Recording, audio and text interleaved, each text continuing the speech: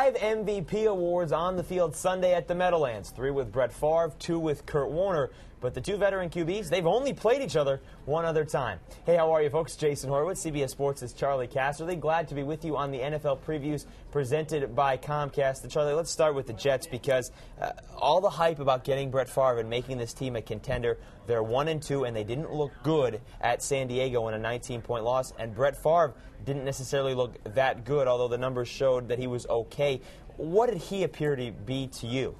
Well, I think the big thing there is it's clear they're not in sync on their offense. And this is something that all of us talked about when the trade was made. We knew there was going to be a learning curve involved in this. I think we're still going through it from the Jets' point of view. I think what they need to do is get through this game and get to the bye. You can see Brett's numbers up there. What sticks out to you, the completion percentage, but the interceptions and sacks. What's that tied to, interceptions and sacks? It's being familiar where your receivers are, when they're breaking, and getting rid of the ball on time. So I still think we got the learning curve.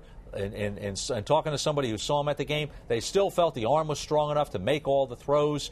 And, maybe he doesn't have quite the arm he used to have, but still has enough arm to get it. So somewhere in there, they've got to find a way during this bye to pick out the plays that Brett is successful on, the offense is successful on, and then build from there. Yeah, 2 of those 3 interceptions have been miscommunication throws. He has talked about that the last 2 weeks. Now, they came out in the second half, and they were down big to San Diego. They spread the field out.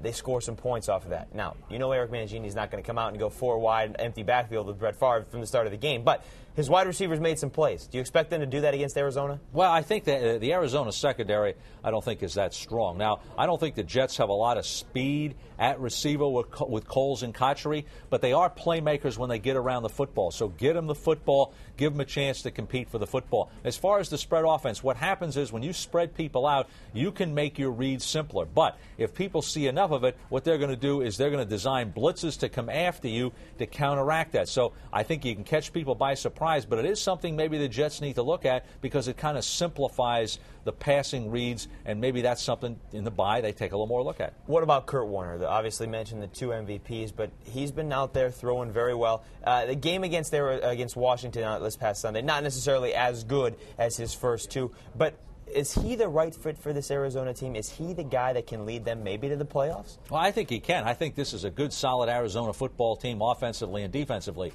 Here you can see Kurt Warner's numbers. Again, look at his touchdown to interception ratio, 6-1. He's been in the program for a couple of years. He understands the offense. It's the second year with Ken Wisenhunt running this offense. So, but what Kurt Warner is a very smart quarterback who is still terrific throwing talent. He's not going to be a real mobile guy. Sometimes he has trouble with ball security when he gets blitzed. But the guy is a very good passing quarterback. Trivia here, he was actually a teammate of Brett Favre in training camp his rookie year when he got signed out of Northern Iowa. He's come a long way since then. Yeah, I'd say so, because from there he went to bagging groceries to the St. Louis Rams, the Super Bowl MVP, and, of course, MVP of the league. Now, against the Redskins, they only scored 17 points. They did not look as efficient as they did in the previous 2 weeks. What can the Jets' defense take out of that game and try to apply in this game?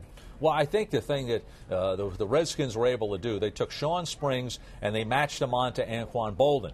Okay, and you can see the matchups there. Both teams have been able to put points on the board. The Jets, obviously, not as quite as productive there in the passing game and in the running game, but they, both teams have points on the board.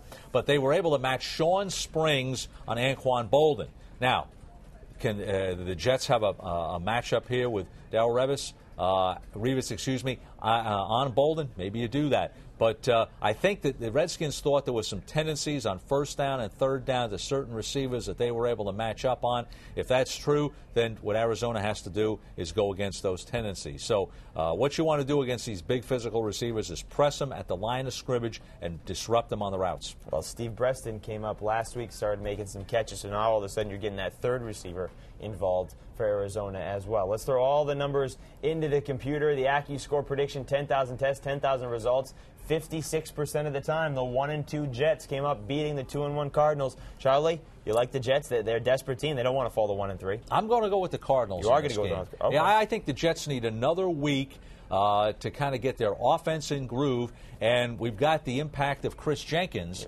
If he's not able to play in this game, or if he's not able to play at 100%, I think that changes the Jet defensive front radically and swings an advantage there to the Arizona Cardinals. They've been running the ball better this year than they did last year with Ken Whisenhunt. You knew it's only take time before they started running the ball more efficiently and effectively. Again, it's a 1 o'clock start, and for more on this game or any other in Week 4, be sure to stay with CBSSports.com. Watch everything else on the CBS Audience Network. For Charley Casserly, I'm Jason Horowitz. Take care.